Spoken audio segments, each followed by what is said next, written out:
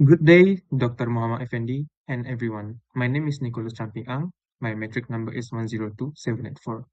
Today, I will present my mock proposal final year project proposal, comparative effect of organic and inorganic fertilizers on the vegetative growth of sweet corn in Kota Samarhan, Sarawak. As we know, sweet corn is a highly valuable short-duration crop. While chemical fertilizers offer direct growth, they cause long-term soil damage. This study directly compares organic chicken manure against chemical NPK 15-15-15 to find a balance between high yield and also sustainable tropical farming. So, the main agriculture problem in the tropical regions is balancing the productivity with soil health. Synthetic fertilizers deliver rapid nutrient but trigger soil acidification and lower the microbial density. Conversely, organic compost improves the soil structure and water retention but release nutrient very slowly. We need to know exactly how these two methods impact the vegetative growth under the Sarawak field condition. As you can see from the slide, this research has three clear objectives. Number one is to evaluate and compare the physical traits like the plant height, leaf number, and also the stem diameter. Number two, which is to monitor the leaf area expansion dynamics across a 6-week growth cycle.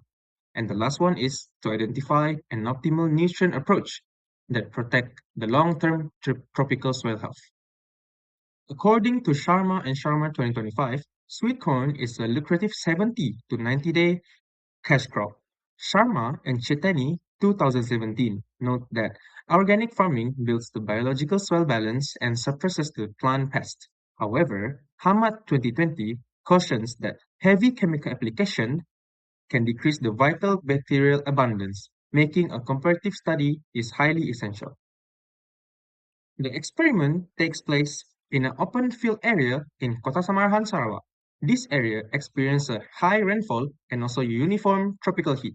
The plot will be manually cleared of weed and uniform raised beds will be built to prevent waterlogging and ensure even nutrient testing. We are utilizing a randomized complete block design, which is the RCBD, to minimize the environmental error. There are two treatments replicated across 4 blocks, giving us 8 experimental units.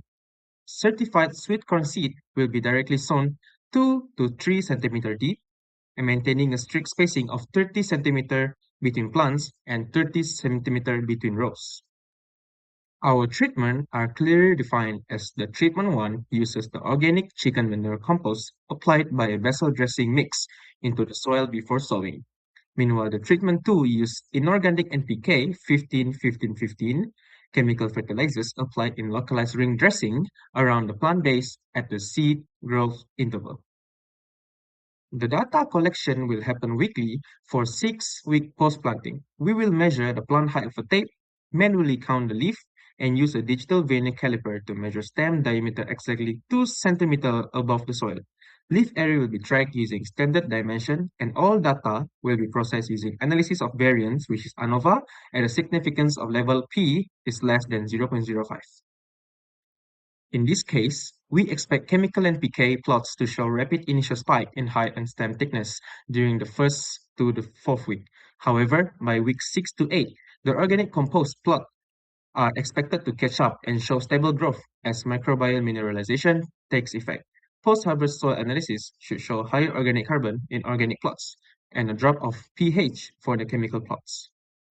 As you can see in the Gantt chart, our timeline runs from September 2025 to February 2026. Pre-planting and proposal work occupy the first 2 months.